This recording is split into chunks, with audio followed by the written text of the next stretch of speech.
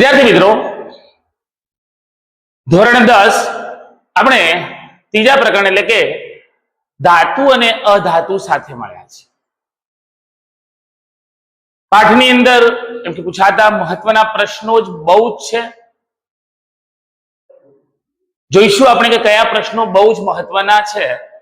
એ પહેલા થોડું પુનરાવર્તન આપણે કરી લઈએ કે ધાતુ અને અધાતુ શું છે. કદાચ ધોરણ 9 ના અમુક મુદ્દાઓ આપણાથી ધ્યાન બહાર હોય અથવા ક્લિયર ન હોય તો આ સમજવું સહેજે મુશ્કેલ છે.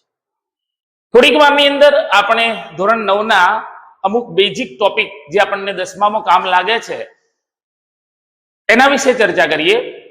તો ધાતુ અને અધાતુઓ શું છે ટૂંકમાં કહીએ તો આવર્ત કોષ્ટકમાં રહેલા 118 તત્વોમાંથી જે તત્વના પરમાણુની જેને કહેવાય સંયોજકતા, જે તત્વના પરમાણુઓની ઇલેક્ટ્રોન રચનાની બાહ્યતમ કક્ષામાં 1, 2 કે 3 ઇલેક્ટ્રોન છે, જે ઇલેક્ટ્રોન ગુમાવી ધન આયન બનાવે છે જેને આપણે ધાતુઓ કહીએ છીએ, અથવા જે એમ કહેવાય કે ઇલેક્ટ્રોન રચના બહારની કક્ષામાં 5 કે 6 કે 7 ઇલેક્ટ્રોન જે પોતે 1, 2 કે 3 ઇલેક્ટ્રોન મેળવી ઋણાયન બનાવે છે અને સંયોજનો આપે છે, જેમને આપણે અધાતુ તત્વો કહીએ છીએ. અને એવા કેટલાક કે જે પોતે ધાતુના અને અધાતુના બંને લક્ષણો ધરાવે છે એવા અર્ધ ધાતુ તત્વોમાં આપણે સમાવીશું. જોઈએ 10માના આપણા ત્રીજા ચેપ્ટરમાં ધાતુઓ અને અધાતુઓ. પ્રથમ પ્રશ્ન છે વાહકતાના ગુણધર્મને આધારે એમનું વર્ગીકરણ. એટલે કે વિદ્યુતનું જે વહન કરવાની એમની ક્ષમતા છે એ ક્ષમતા પ્રમાણે એને આપણે કેવી રીતે ઓળખીએ છીએ. તો સૌપ્રથમ ધાતુઓની અંદર વાહકતાનું મૂલ્ય ખૂબ જ ઊંચું હોય છે, મતલબ કે ધાતુઓમાં વાહકતા વધારે છે. ધાતુઓની વાહકતાનું મૂલ્ય વધુ હોય છે, જેમ કે કોપર, એલ્યુમિનિયમ, સિલ્વર વગેરે વગેરે. ત્યાર પછી અધાતુ તત્વો કે જેમનું વાહકતાનું મૂલ્ય એમ કહેવાય કે ધાતુ તત્વો કરતો અતિશય ઓછું હોય છે, જેમ કે ઓક્સિજન, નાઇટ્રોજન, ક્લોરીન વગેરે વગેરે. ધાતુઓ તો વાહકતાનું મૂલ્ય ખૂબ જ ઊંચું, અધાતુઓ વાહકતાનું મૂલ્ય નીચું, અને અર્ધ ધાતુ તત્વો જેમ કહેવાય કે ધાતુ તત્વો કરતો ઓછી વાહકતા અને અધાતુ તત્વો કરતો વધુ વાહકતા ધરાવે છે, જેને આપણે કહીશું અર્ધ ધાતુ તત્વો. જેવા કે સિલિકોન અને જર્મેનિયમ. સિલિકોન અને જર્મેનિયમ આપણે એવું કહી શકીએ કે વાહકતાના ક્રમમાં ધાતુ તત્વો, અર્ધ ધાતુ તત્વો અને છેલ્લે આવશે અધાતુ તત્વો. મિત્રો, ધોરણ 8 અને 9 ની અંદર ધાતુ અધાતુ વિશે તમે અભ્યાસ કર્યો હશે ત્યારે એના જે ભૌતિક ગુણધર્મો છે એ સામાન્ય છે સમજવા, અને કદાચ એમાંથી ઘણા બધા ગુણધર્મો વિશે તમે જાણો પણ છો.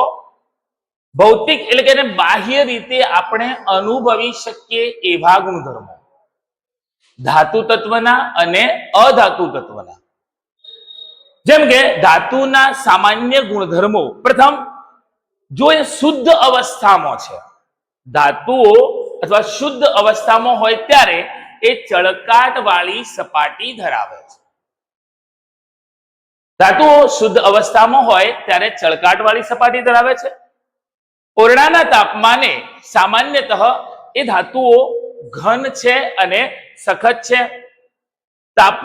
જે તાપમાનની દ્રષ્ટિએ એની અંદર ફેરફાર આપણને જોવા મળે છે એ જ પ્રમાણે એ પોતે તણાવપણા અને ટીપાવપણાનો ગુણધર્મ ધરાવે છે. એ સિવાય ધાતુઓ ઉષ્માની સુવાહક છે. ધાતુઓના ગલન બિંદુ ઊંચા છે, એ રણકાર ઉત્પન્ન કરે છે. મિત્રો, પ્રશ્ન આપણે જો યાદ રાખવો હોય અથવા એના ટોપિક જોઈએ તો ચળકાટ વાળી સપાટી, ઘન અને સખત હોવું, તણાવપણું અને ટીપાવપણું, વાહકતામાં તો સુવાહકતા છે, ગલન બિંદુ ઊંચા છે અને એ રણકાર ઉત્પન્ન કરે છે. એની સપાટીને જોઈએ તો ચળકાટ દેખાય છે, વિદ્યુત અને ઉષ્માનું વહન કરે છે, તણાવપણા ટીપાવપણાનો ગુણધર્મ ધરાવે છે, અને એને અથડાવવામાં આવે તો એ રણકાર ઉત્પન્ન કરે છે. એ જ પ્રમાણે અધાતુ તત્વો, જો આપણને ધાતુ તત્વના જે મુદ્દાઓ છે એ ગુણધર્મો છે એ ક્રમમાં યાદ છે તો કેટલાક મુદ્દા કે એનાથી વિરુદ્ધ લક્ષણો જે અધાતુમાં જોવા મળે, જેમ કે અધાતુ તત્વો ઘન અને વાયુ અવસ્થા ધરાવે છે.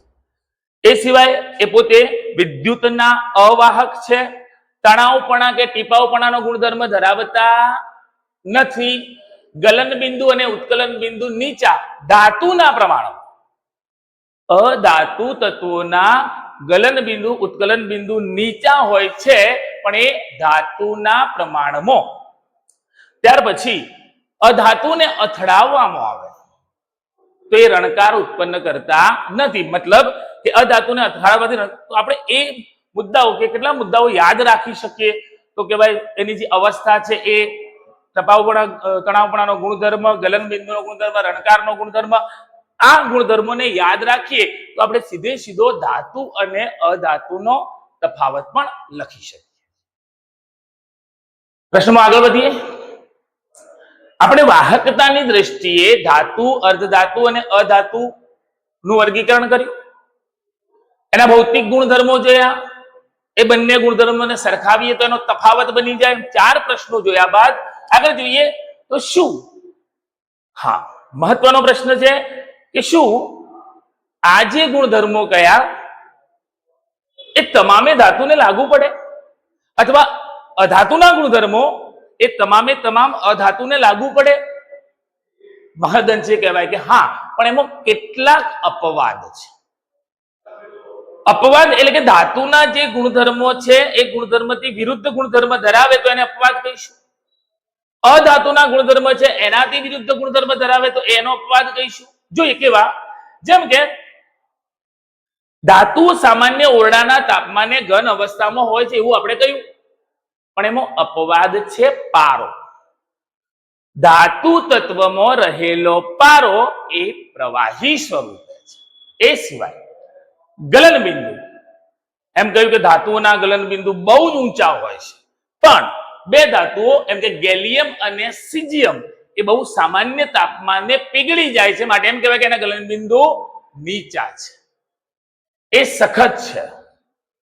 એમ કહેવાય કે સામાન્ય ધાતુને આપણે ચપ્પા વડે કાપવાનો પ્રયત્ન કરીએ તો કોઈ એના અંદર ફેરફાર થતો નથી, પરંતુ લિથિયમ, સોડિયમ અને પોટેશિયમ જેવી જે ધાતુ, જે નાજુક ધાતુ છે, એને આપણે ચપ્પા વડે કાપી શકીએ છીએ.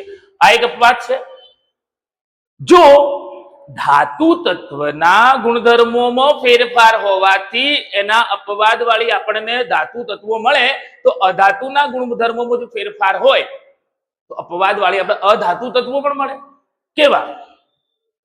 સામાન્ય અધાતુ તત્વો ઘન કે વાયુ અવસ્થામાં આપણને જોવા મળે, પણ એમાં એક અપવાદ છે બ્રોમિન. બ્રોમિન જે ઓરડાના તાપમાને આપણને પ્રવાહી સ્વરૂપે મળે છે. બંને વસ્તુ યાદ રાખવા જેવી છે. ધાતુ તત્વમાં અપવાદ તરીકે પારો, અધાતુ તત્વમાં અપવાદ તરીકે બ્રોમિન. ત્યારબાદ સામાન્ય એમ કહ્યું કે અધાતુ તત્વો ચળકાટ ધરાવતા નથી, જેમાં અપવાદ છે આયોડિન, અને એ આયોડિન એ અપવાદ ધરાવે છે. કેવો અપવાદ? તો એ પોતે ચળકાટ ધરાવે છે. સોરી, અપવાદ ધરાવે છે ને, પણ શું ધરાવે છે? ચળકાટ ધરાવે છે. છેલ્લે જોઈએ, એમ કહ્યું કે ગલન બિંદુ આપણે એવું ધારી લીધું કે અધાતુના ગલન બિંદુ બહુ જ નીચા હોય ધાતુ કરતો, પરંતુ અપવાદ તરીકે હીરો એનું ગલન બિંદુ બહુ જ ઊંચું છે.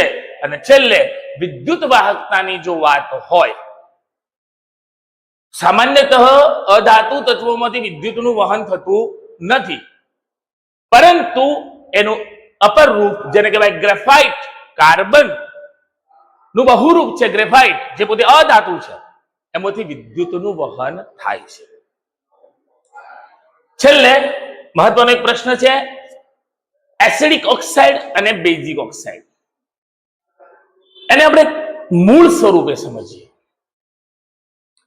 ધારો કે અધાતુ તત્વ છે, નોંધ કરજો બરાબર મિત્રો, અધાતુ તત્વ છે, ઓક્સિજન સાથે પ્રક્રિયા કરે છે તો શું બનાવે? અધાતુનો ઓક્સાઇડ. ઓકે, અને એ અધાતુના ઓક્સાઇડનું જલીય દ્રાવણ બનાવવામાં આવે તો એ એસિડ છે. ત્યારબાદ ધાતુ તત્વ, અને એ ધાતુ તત્વ ઓક્સિજન સાથે પ્રક્રિયા કરે ત્યારે બનાવે ધાતુનો ઓક્સાઇડ, અને ધાતુના ઓક્સાઇડનું જલીય દ્રાવણ એટલે બનાવે છે બેઝ. અહીંયા આપણો પ્રશ્ન છે, પ્રથમ છે એસિડિક ઓક્સાઇડ કોને કહેવાય? પાણી સાથે પ્રક્રિયા કરી એસિડ બનાવે તો એસિડિક ઓક્સાઇડ, પાણી સાથે પ્રક્રિયા કરી અને બેઝ બનાવે તો એ બેઝિક ઓક્સાઇડ. પ્રથમ આપણો કાર્બન ડાયોક્સાઇડ, ફરીથી નોંધ કરજો મિત્રો, એ ઓક્સાઇડ છે પણ કેવો? અધાતુનો ઓક્સાઇડ. પાણી સાથે પ્રક્રિયા કરી H2CO3 એસિડ બનાવે છે, માટે આપણે એને કહીશું એસિડિક ઓક્સાઇડ.